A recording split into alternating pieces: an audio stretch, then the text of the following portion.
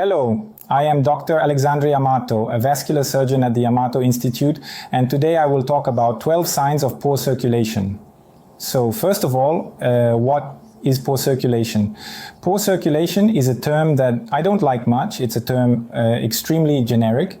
It can mean a problem in the arterial system, the venous system, or the lymphatic system. It's a similar problem, as if I told an electrician there's an electrical issue, or using an inside joke, or told a plumber that actually the vascular surgeon ends up dealing with the body's pipes, the vessels, telling a plumber there's a plumbing issue.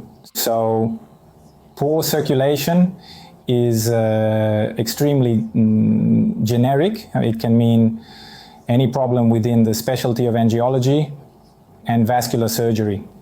But that doesn't stop me from talking about the 12 main signs of a problem with poor circulation. Without a doubt, the number one is pain. So pain affects the vast majority of patients with poor circulation. The thing is, the pain can be a bit different. So in a problem with venous circulation, this pain can appear as a feeling of heaviness, leg fatigue. Now, in a situation where the problem is arterial, this pain can be more like intermittent claudication.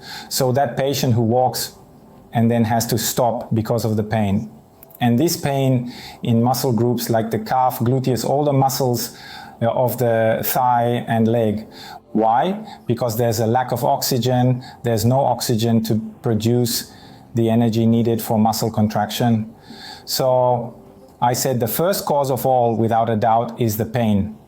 Now I'll talk about the second cause. The second cause is quite interesting because it almost separates one group of diseases from another. So it's the swelling, it's the edema. This swelling in the lower limbs is typically associated with a venous or lymphatic issue. It's uncommon to experience swelling due to an arterial problem. What can occur is their coexistence. You may have an arterial problem alongside a venous or lymphatic issue. When there is swelling, we often consider a venous lymphatic problem or even lipedema, a topic I frequently discuss in other channel videos. Another common sign is the presence of twisted enlarged veins in the lower limbs. These are the well-known varicose veins. They are only extremely common because varicose veins are very frequent. So we can find from varicose veins that are more of a cosmetic issue to venous insufficiency that has a problem of much more significant poor venous circulation, which can cause anything from spots, eczema, itching to harder skin. And all of this can be triggered by this venous insufficiency. To the point of leading to a fourth sign of poor circulation, which would be leg wounds, leg ulcers. First, I will separate wounds from ulcers. Wounds are usually more acute. They are those injuries that happen and can heal in about 15 days. Now, ulcers are different. Ulcers are chronic. Now, one day they might have been a wound, right? But because they persisted for so long, they end up becoming chronic and turn into ulcers. So wounds and ulcers can result from poor circulation. It can be due to poor venous circulation or poor arterial circulation and even lymphatic. So just the presence of an ulcer doesn't allow us to determine which system is affected, but an aspect of the ulcer can indeed indicate it.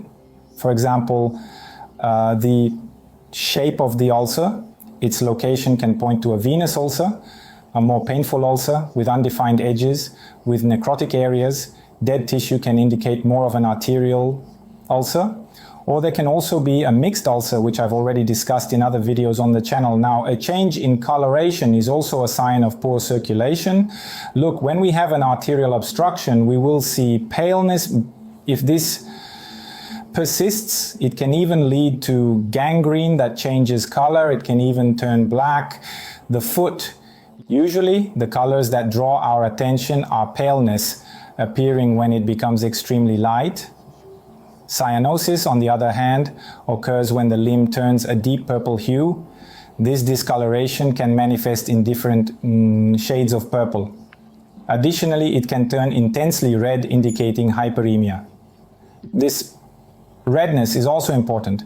So the issue could be the fixed coloration, or it could be the coloration that keeps changing color, or in sequence. When there's a sequence of color changes, it could be Raynaud's phenomenon, which is a vasospasm when this artery closes. For example, triggered by cold or triggered by some stress, this can happen and lead to poor circulation with color changes. Another sign is the change in temperature. So we can have colder areas, warmer areas. Usually colder areas indicate poor circulation where the arterial blood doesn't reach.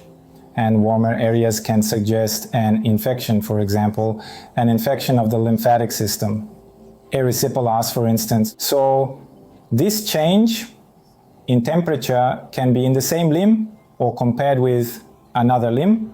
So if you have one warm leg, one cold leg, something is wrong, and it can indeed be a circulation problem. Recurrent infections, as I mentioned, erysipelas, for example, which causes redness, fever, and even in some cases those blisters can indicate a lymphatic circulation problem.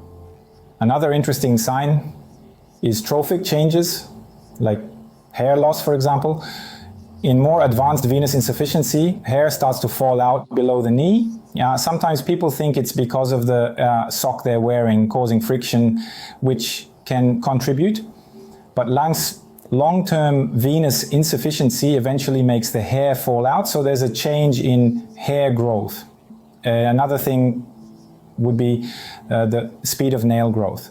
So if someone has chronic arterial obstruction on one side of the leg and not on the other, they might have a different nail growth rate. So a nail on the good leg grows faster and the nail on the bad leg grows very slowly. So the frequency of cutting the nail can be a clue of poor circulation in the legs.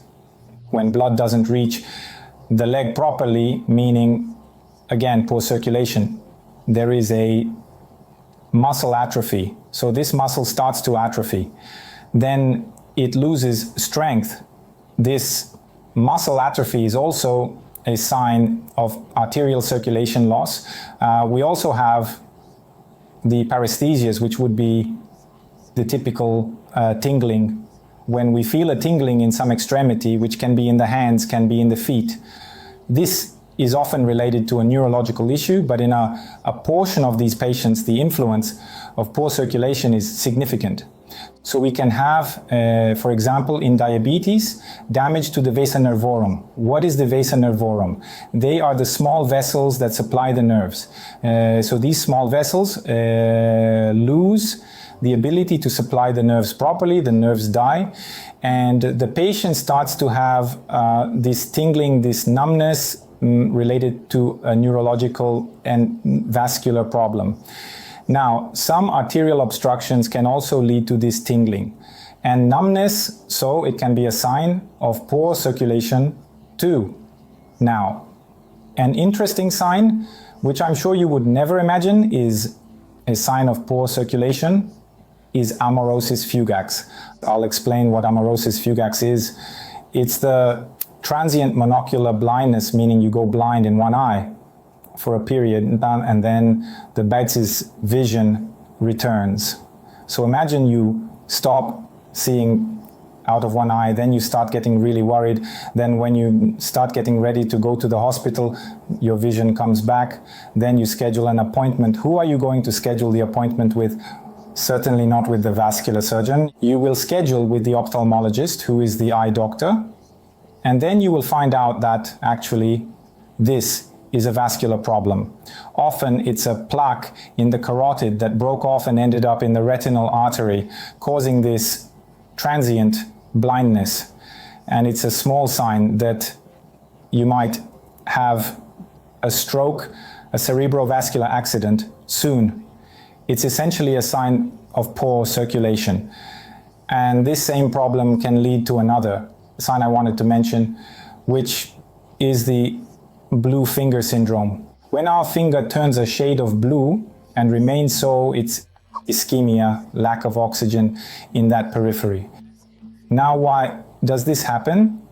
When a small atherosclerotic plaque, there's also a detachment of microcrystals of cholesterol, but instead of stopping in the retinal artery, they end up in a very distal artery in the finger, a very tiny artery, and then it causes this small area of ischemia. So I mentioned here 12 common signs of poor circulation, which can be due to poor arterial, venous, or lymphatic circulation. If you have any of these signs, I recommend talking to your vascular surgeon, who will definitely be able to help you. Did you like this video? Subscribe to our channel, share it with your friends, and see you next time.